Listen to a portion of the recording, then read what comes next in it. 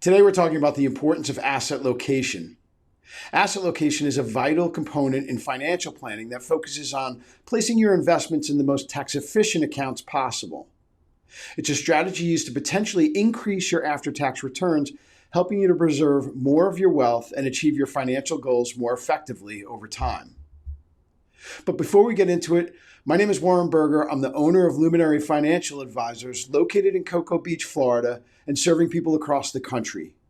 We help people create and implement tax-efficient retirement plans. We often talk about the asset allocation in your investment portfolios, which is about determining the right mix of asset classes such as stocks, bonds, and cash to match your investment goals, your risk tolerance, and your investment horizon. In contrast, and less talked about, is the importance of asset location, which refers to the practice of deciding which investments to hold in which accounts, based on tax considerations. Proper asset location is crucial as it can significantly impact the after-tax returns of your investments. By strategically placing assets in tax-advantaged or tax-efficient accounts, you can minimize the tax drag on your portfolio, allowing your investments to grow more over time. Without considering asset location, you could incur higher capital gains tax, dividend tax, and income tax, reducing the overall returns. For example, placing high turnover, high yield assets in taxable accounts can lead to a substantial tax burden. So let's start by taking a look at the tax locations we have available to utilize. There are three tax buckets where your assets can live. First is the taxable bucket. These are non-retirement accounts and are subject to capital gains tax or ordinary income tax. For instance, your increase in a stock's value will be taxed as a capital gain when sold, while stock dividends and interest on bonds are taxed at ordinary income rates. Next is your tax-deferred bucket. This would include 401ks, traditional IRAs, 403bs or 457s if you have them. You'll have to pay ordinary income taxes when you access these funds. Third is your tax-free bucket. This would include your Roth 401k or your Roth IRA. Now, you'll pay no taxes to access these accounts because you already pay taxes on the funds you put in. Now, let's look at which type of assets you might want to keep in each bucket. So you see here, as we go through the buckets, the first one, the taxable bucket, right? And that's going to be your brokerage account, stock account, that sort of non-retirement account. You want to avoid taxable income and the realizing of capital gains, right? Because you're going to be paying capital gains on it. And you want to stay away from taxable bonds because you're paying ordinary income on the interest from those bonds, and especially high yield bonds because they tend to kick off more interest. You want to keep things like municipal bonds. Municipal bonds don't pay federal income tax, so that's not something that you're worried about in that taxable account.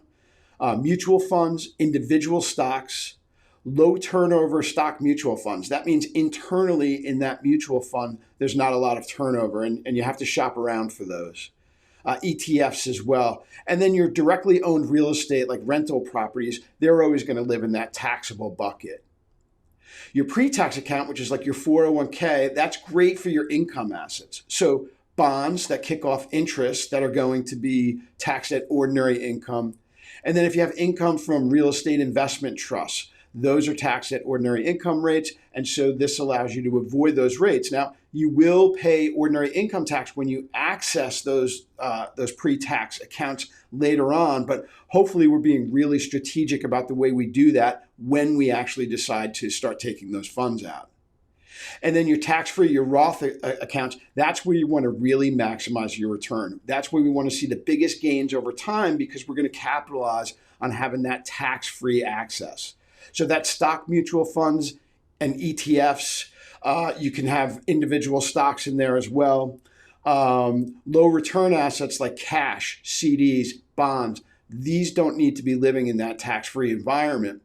And you'll see there's overlap here. So there's not necessarily one right way to do this, but this is just a general idea of where you would prefer to sort of hold those assets.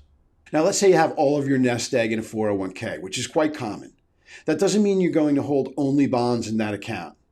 When it comes to investment planning, asset allocation trumps asset location every time. And so that means the mix of stocks to bonds to cash, that you're establishing based on your risk tolerance, that's based on the time horizon when you're going to use those funds, that's always going to come into play first. And then once you've established what that asset allocation looks like, then you can look at what the best location is to hold those funds. There are a lot of moving parts when it comes to balancing your investment growth with lowering the tax drag. But if you can do this successfully, you can potentially save tens or even hundreds of thousands of dollars throughout the course of your retirement. I hope this has been helpful. If you'd like to get some help with your personal financial situation, I have a link to my personal calendar below, or you can go to luminaryfinancialadvisors.com to set up a complimentary call with me. Whether or not we decide to work together, I'll always make sure you get pointed in the right direction. I also have links below to some checklists and flowcharts to help you on your financial journey. And finally, check out the link to our Facebook group called 10 Years to Retirement, where we put all kinds of helpful information for people about to head into retirement. Thanks for watching, and I'll see you next time.